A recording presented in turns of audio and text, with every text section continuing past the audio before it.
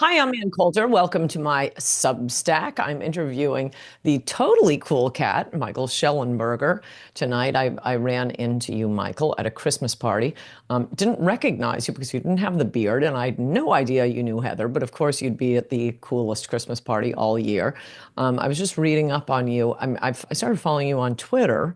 We became Twitter friends. Then you ran for governor, and then you got the Twitter files. Oh, and the San Francisco book. San Francisco, which I looked up. I had 20 pages of notes on that book. It was so great. But I didn't What? know about this environmental stuff you had done for years. So I wanted to start with some of that, get to San Francisco, and then talk about your being the first endowed professor at University of Austin. Well, Welcome, all right. Michael. Thank you, Anne. Well, it's really a pleasure to meet you. You're so iconic, and it's exciting to have this conversation. I've been thinking about you because of it just seems like a lot of the ideas that you've been advocating for are now being implemented, and so hopefully I'll get some chance at the end to ask you some questions. Would that be okay? I love that idea. It's very hard to restrain me, even when I'm interviewing other people like you, totally cool cat. Among the environmental stuff, the two greatest things I read about you is you're given credit for keeping open the Diablo Canyon nuclear generating plant, now the only biggest power plant in California and the only nuclear plant. Wow, congratulations on that. Thank you. It was really hard work. It was very hard work, as you can imagine. And obviously, there were other factors. I mean, the fact that the grid was having blackouts helped. But as you know, Californians have a very large capacity for irrationality and self-destructive behaviors, as the recent fires show in LA. I mean, they're going to burn the whole state down, basically. But yes, thank you. I think we were able to kind of help people to see that nuclear power is good, not bad. Yeah, well, that was one of the things I liked the most about. I mean, very early on in your environmental work, I can't take any environmentalist seriously who doesn't advocate for nuclear power. And right from the beginning, you were there. Well, I changed my mind. I mean, I was, like a lot of folks, that came of age in the 80s, I was bombarded with a lot of terrifying anti-nuclear propaganda. We had ICBMs near my hometown, but, when I was 12 is when ABC, with like, I think the cooperation of the government, I don't know if it was Reagan, but they basically encouraged parents to watch this television made-for-TV movie called The Day After about the traumatizing aftermath. It's a post-apocalyptic film. It's just as terrifying as it sounds, Mhm. showing kids being eviscerated. So I had quite a bit of, and was very much on the radical left, and so I certainly had a lot to get over to accept nuclear as a good thing rather than a bad thing. And then from there, you kind of go, wow, I wonder what else the left might have lied about. Yes, yes. I had a lot of And you can friends pull go. that thread. You pull that thread. Yeah, I had a lot of friends go through that with, well, years ago, 9/11, and then most recently with COVID. A lot My of COVID pilling. Yeah, some of my very liberal, I was kind of surprised. They said, okay, now I know global warming is false because they're doing the exact same thing, bringing out all the experts. You're not allowed to disagree. They censor anyone who disagrees. Now, I don't need to see anything else. Global warming is false because of how they treated COVID. That's amazing. That's awesome. That reminds me of, I don't know if you saw the viral clip of Bill Murray saying that when he saw, but when he read Bob Woodward's book about John Belushi, he goes, God damn it, they framed Nixon. Because the depiction of John Belushi, he said, was so inaccurate. But yeah, there's a sense of which that is the thing. You kind of go, well, I mean, this is how trust works, right? I mean, I was telling my students, I was like, the problem that the mainstream media got into is that they were getting these short-term benefits of telling their audience what they wanted to hear. Biden's fine. There's no open border, and if there is, it's good. Um, men have no more physical ability than women in sports. Why would you think otherwise? And after, I think it was really finally the last straw was just when the media themselves said, "Oh, now Biden has to go." I have some close friends or relatives who told me that, yeah, I mean, they basically, after they realized that they were not getting the full picture and now start to take the red pill train. We'll see how far the left goes, but obviously it's just your ideas have become hegemonic. They've had a big impact on me. I mean, I did a interview just this morning with Orrin Cass, and Hmm. I just think the case for economic nationalism is clearer and stronger than ever. And I think it seems, even though the mainstream news media like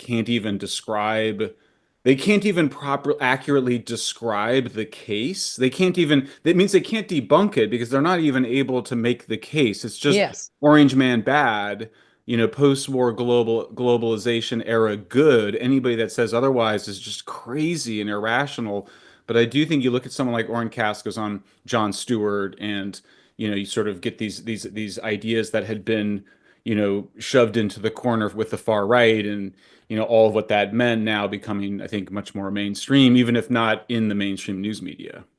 No, I think that very left-wing media is actually doing a disservice to liberals because I think any conservative, I think a sixth grader conservative could accurately describe what the liberal position is on most issues.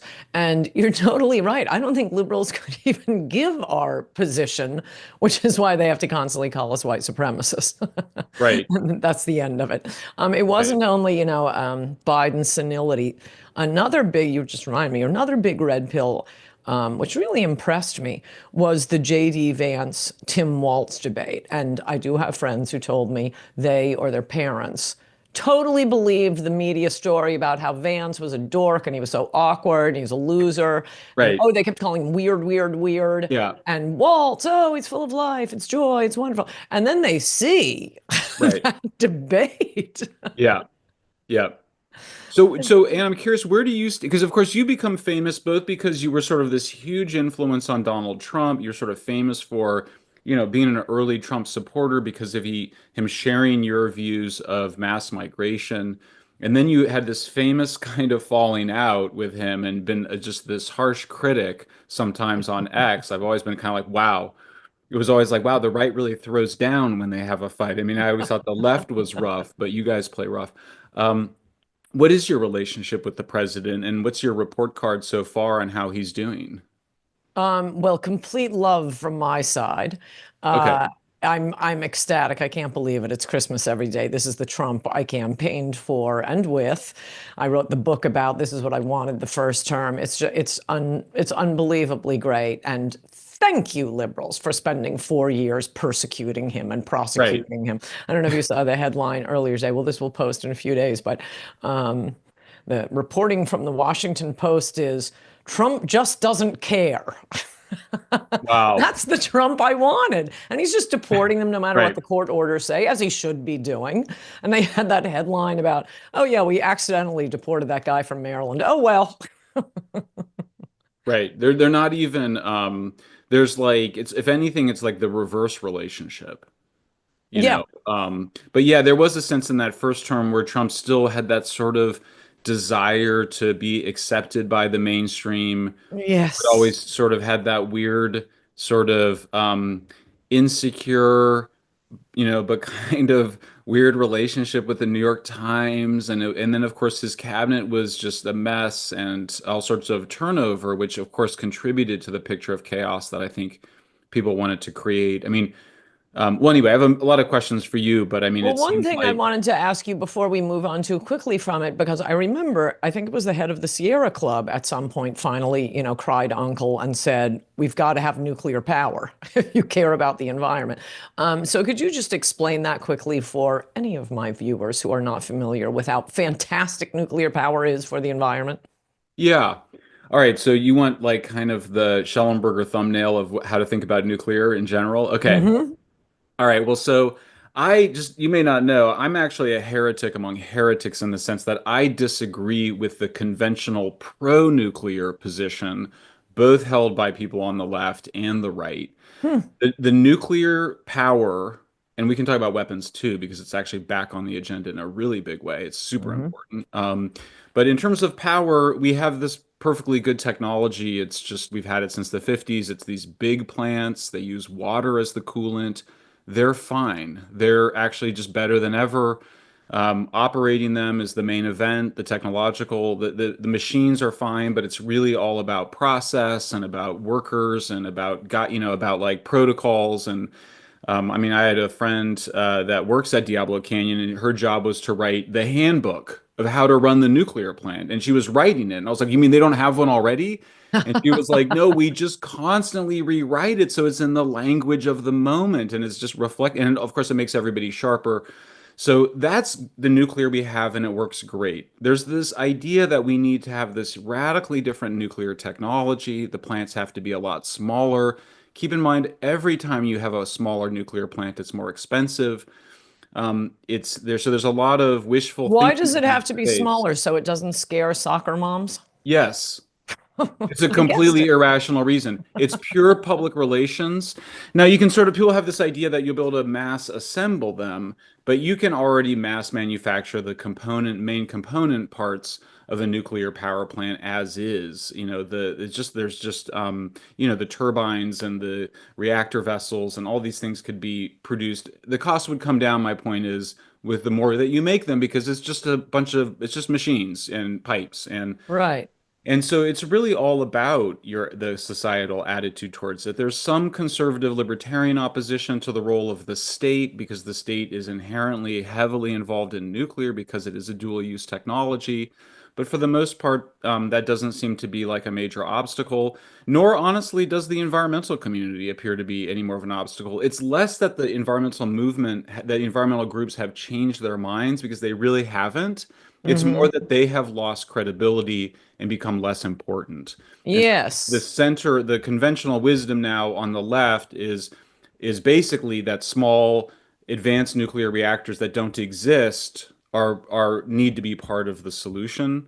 But we still don't have. I mean, look, there's a plant that they started to build in South Carolina. They stopped building it. It's absurd. Like consistent with the Trump industrial policy, we should just build that. And you would Yes. basically pursue a Russian strategy of expanding nuclear and exporting a ton of your natural gas that we have in bulk, and of course bringing petrochemical industries here, and all the rest. So that's my basic picture of nuclear power. And you just need. It's not super complicated like financially or technologically. You just want to be as close as possible to doing the stuff that we have experience doing, because that's how you bring down the cost of construction and operate plants the safest way possible.